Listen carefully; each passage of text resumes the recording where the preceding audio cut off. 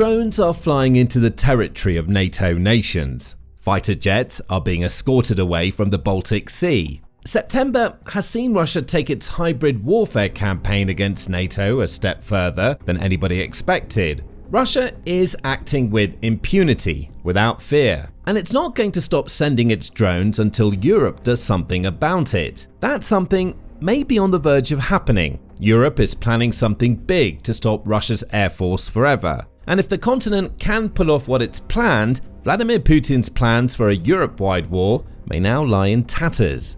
On September 22, Politico reported that talks have started to intensify about Europe creating a drone wall across its eastern flank that would be designed specifically to stop Russia's drones from crossing borders. Those talks come in the wake of a series of Russian airspace violations, all of which have targeted European NATO members, which have included Russian drones and aircraft. The outlet says that an online meeting is planned for September 26 that will see 7 members of the European Union, or EU, speak with the European Commission, or EC, about the potential drone wall. That meeting has been confirmed by an EU official, Politico says, and it will involve the most important countries on NATO's eastern flank: Finland, Poland, Latvia, Estonia, Lithuania, Bulgaria, and Romania.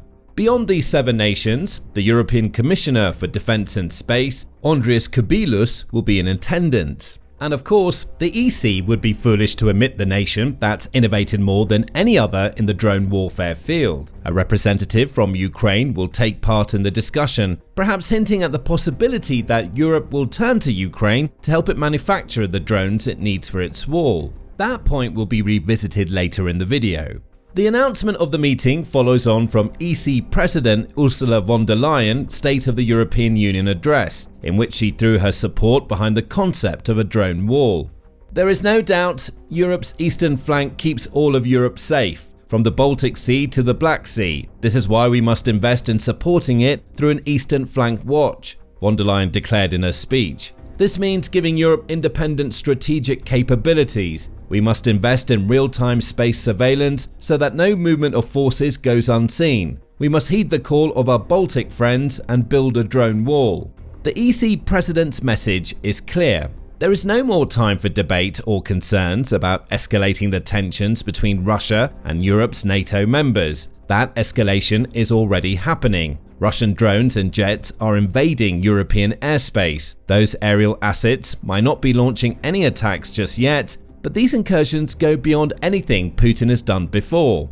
Russia's leader is pushing boundaries, and he's doing it because he has plans for Europe if and when Russia wins the Ukraine war. Von der Leyen's comments came shortly after Russian drones entered Polish airspace, forcing Poland to scramble air defenses to take some of them out. It also came just a couple of days before NATO announced the creation of Operation Eastern Sentry, which is also a response to the incident in Poland. Like the drone wall, Eastern Sentry is also designed to bolster the eastern flank, making it more capable of dealing with Russia's aerial threats in the future. Radio Free Europe, Radio Liberty says that 8 nations have joined this operation as of September 23, with all contributing air defense assets in one form or another. France kicked things off by offering 3 Rafale fighter jets that are going to be stationed in Poland. The UK is also sending Typhoon jets, which will also patrol the Polish skies. An Airbus A400M military transport aircraft is also on its way. Plus, Denmark has deployed a military ship into the Baltic Sea to give the project a presence on the water too. It seems that NATO and the EU may be on the same page when it comes to the need to reinforce Europe's eastern flank. NATO's answer is to rely on its members to deploy traditional air defenses to the countries that are at most at risk of Russian incursion. The drone wall, on the other hand, will use a far newer type of technology to tackle weapons upon which Russia has relied heavily during the second half of the Ukraine war. So, will the drone wall eventually become part of Operation Eastern Sentry? That's not clear yet, but given that all of the countries invited to the September 26 meeting, bar Ukraine, are also NATO members, one has to imagine that there is some sort of synergy going on. Perhaps NATO will deal with the fighter jets while the EU's drone wall will handle unmanned aerial vehicles. That remains to be seen. But beyond this question of collaboration, there's also the question of what the drone wall will end up looking like if the concept is turned into a reality. After all, the eastern flank stretches for over roughly 1,240 miles. That's a lot of ground to cover with drones, meaning the EU will have to get tactical when it comes to how and where its drones are deployed. Luckily, the concept of the drone wall isn't new. It's been floated before, and as Euronews reveals, there's already a blueprint in place that would allow it to be executed effectively. Europe's drone wall isn't just about deploying European drones to take on Russian drones head-on. Drones will be used, of course, but the drone wall moniker is more about creating a barrier through which Russia's drones can't penetrate. Euronews says that a multi-layered drone defense system named Eirshield is the core component of this wall. An incredibly complex anti-drone platform, Eirshield is a joint venture between the Latvian company Origin Robotics and an automated surveillance platform firm DefSec Intel. Those two companies are the most prominent of 8 that are said to be involved in the drone wall solution, and their platform is the one for which the most information is available. Together, these two companies have devised a platform that is tech-heavy and has the potential to be extremely effective, Euronews says. Eirshield combines cameras, radars, and radio frequency detectors to create a high-tech wall that's capable of not only detecting drones, but also figuring out where they came from, if they're hostile, and how much of a threat they present. The system is also fully automatic, Origin Robots CEO Agris Kapoor's claims.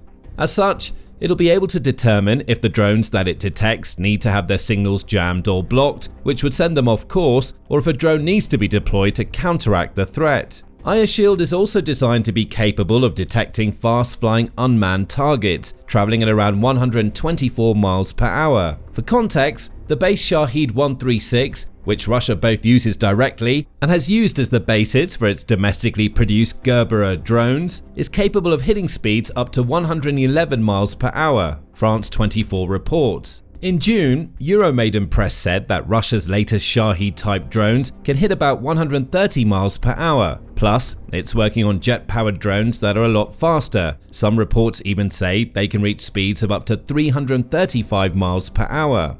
So, Eirshield isn't perfect in this respect. But, as the drones themselves, it's likely a system that can be adapted to meet the requirements imposed by new drone technology. Of course, this proposed version of the drone wall needs to be feasible in terms of both its cost and its ability to deploy drones as and when they're required. On the former front, Kapoor claims that each activation of Eirshield costs tens of thousands of euros or dollars. Though still a substantial amount of money, that's a lot less than the hundreds of thousands or even millions of dollars that are often spent on just one air defense missile, never mind the systems and aerial platforms that fire those missiles. As for the drones Eirshield can deploy, the only information available right now is that it's compatible with several types of unmanned aerial vehicles. More work needs to be done, especially when it comes to adapting this drone wall so it can unleash interceptor drones, as Kapoor explains.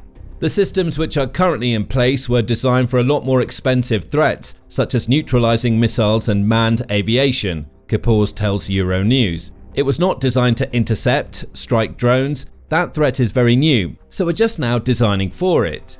There's also a proof of concept in place. A version of the system is operational in Ukraine, where it's equipped with a third-party gun that allows Ukraine to fire on Russian Shaheds when the Eirshield detects an incoming threat. Tweaks, demonstrations, and a whole lot more work need to be done to ensure Eirshield fulfills its potential. But right now, Europe seems to be seriously considering it as an option.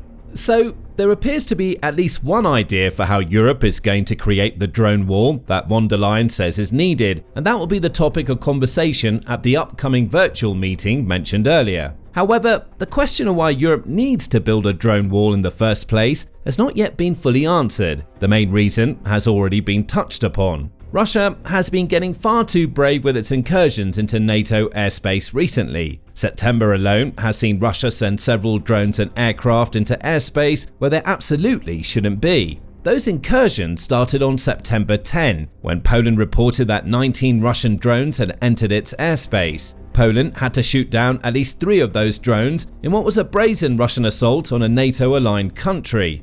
But that was just the beginning. A few days after the Poland incident, a Russian Geran 2 Shahed 136 type drone entered Romanian territory, orbited and then exited, according to Romania's Ministry of Defense. The drone didn't do much of anything, but the fact that it was detected at all suggested there was a pattern at play. And Russia has escalated throughout September too. Russian aircraft and fighter jets have been flying over the Baltic Sea with disturbing regularity. At various points in September, Sweden, Denmark and Germany have deployed fighter jets to deter Russia's Su-30s and Il-20 signals intelligence planes flying over that stretch of water. Granted, those planes were flying in neutral airspace, but they were doing so suspiciously enough to cause NATO to worry.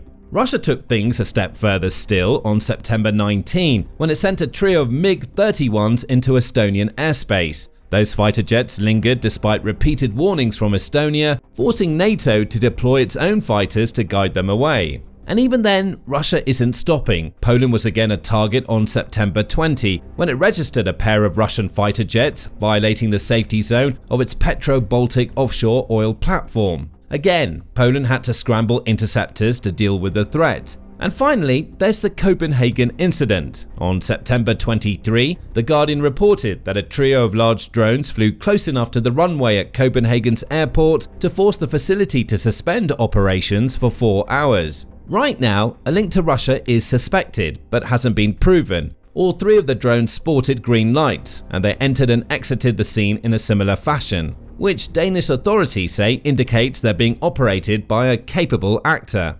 Only Ukraine has more capable drone operatives than Russia right now. And Ukraine isn't trying to shut down any airports other than those inside Russia. Assuming a link to Russia is proven, and it seems likely at this point, the Copenhagen incident will join a string of others that demonstrate how confident Putin feels about testing Europeans' eastern flank. Most of the nations targeted during these incursions will be present at the September 26 online meeting. Several are also countries that will be receiving bolstered defenses under Operation Eastern Sentry and will also be prime candidates for the drone wall. The frequency of these incursions has shown Europe that it needs to take action sooner rather than later. Russia already is. While its drones and aircraft aren't attacking, they're causing disruption and presenting a threat. Every time a Russian aerial asset enters European airspace, the question has to be asked as to whether this is the one that's going to launch a full attack. Maybe that attack will never come, or maybe Putin is banking on Europe believing that an attack won't come, so the continent will be taken by surprise when it does.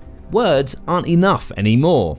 The conversation makes that point in a September 23 article, where it points out that the allied coalition that is supporting Ukraine, much of which is European, needs to be ready as well as willing to tackle the Russian threat. The outlet suggests that Putin may have the alternative motive of using these recent incursions as a smokescreen, behind which he can hide the faltering nature of his claims that a Russian victory in Ukraine is inevitable. But even if that's the case, Europe can't be complacent. The Western response too has been slow so far and has yet to send a clear signal to the Kremlin what NATO's and EU's red lines are, the conversation says. The outlet isn't wrong.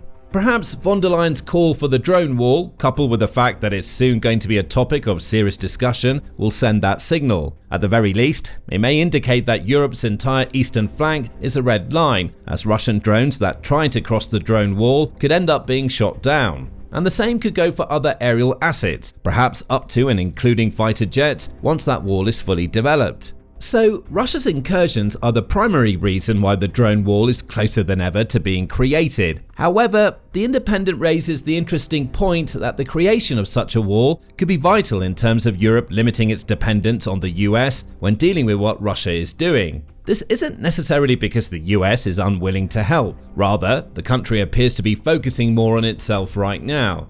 US arms sales to Europe, meant to be channeled to strengthen Ukraine's defenses, have been scaled down by the Pentagon to replenish its own arsenals, the outlet says. It also points out that the Baltic Security Initiative, which is a long-standing US program operating in the Baltic region, is under threat of being scaled back. With a US-sized gap possibly emerging, Europe has to cover all of its bases. The drone wall, which appears to be developed without US involvement, could represent a great way to do that. However, it's also possible that the US might end up being part of Europe and NATO's Eastern Flank defense operations after all. Despite what The Independent rightly says about European concerns over US policy right now, the country's president, Donald Trump, seems to be firm in his support for taking the fight to Putin. On September 23, Euronews said that Trump was asked the question of whether NATO's European members should start shooting down Russian fighter jets that encroach on their territory. Trump answered, "Yes, I do," before elaborating that it all depends on the circumstances and that the US is very strong toward NATO,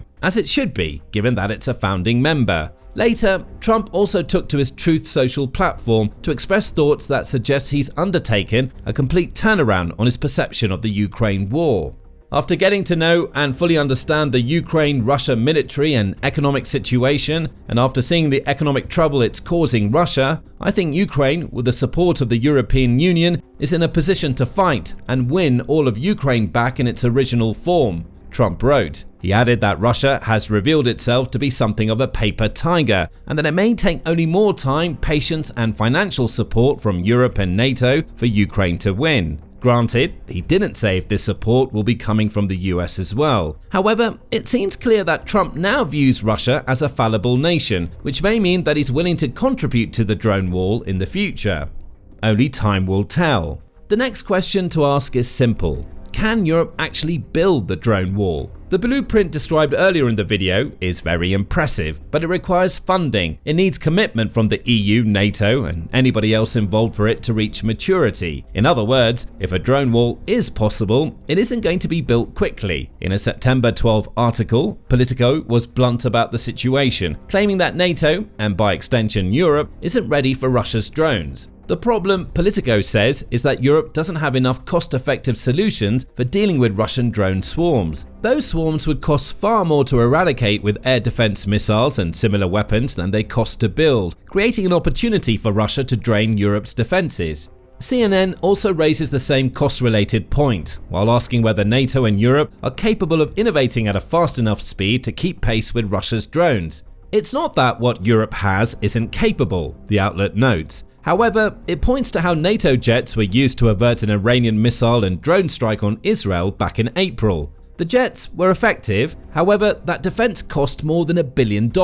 That's a sum Europe, even collectively, can't afford to spend, given the potential frequency of Russia's missile and drone strikes. So, it comes back down to the technology needed for the drone wall, as that wall needs to offer an alternative to what Europe already has available. Euronews points out that any technology used in the drone wall would need to be adapted to NATO standards, given that most of the European nations set to use it are NATO members. In terms of the wall described earlier, that means the technology being used must be capable of distinguishing NATO drones from non-NATO drones. Hopefully, that will be accounted for. Still, this point shows us that no drone wall is as simple as erecting a bunch of sensors and countermeasures, and then letting them fire on any drone that passes by. Some of those drones might be European. It's no good having them shot down by the very system that called them into action in the first place. Europe also needs more drones. While the Eirshield leverages jamming and similar electronic warfare countermeasures, it also needs to be able to send drones to combat Russia's unmanned aerial vehicles. Right now, the EU as a collective is likely far behind Russia when it comes to sheer drone production. But in this area, there might be just a country that is an EU candidate and may be able to help. That country is Ukraine. Ukraine's massive drone manufacturing industry has sprouted up as a response to Russia's invasion, and it has the potential to grow larger still. In June, Ukrainian President Volodymyr Zelensky said that his country had the capability to build up to 8 million drones per year, but it doesn't have the funding. Perhaps Europe will find the answer to its drone shortfall here. Some of the drone wall budget could go toward paying Ukraine to build the drones that the wall needs. It would be the perfect marriage. After all, the one country that already has drones that can counter what Russia is launching into Europe right now is Ukraine. And if Europe needs any proof of how effective Ukraine's drones can be, it only needs to look at what Ukraine has been doing to Russia's oil refineries. Kyiv zeroes in on Russia's blind spot in what may be the final blow to Putin. Find out more in our video, and remember to subscribe to The Military Show for more videos covering the latest developments with Europe's drone wall.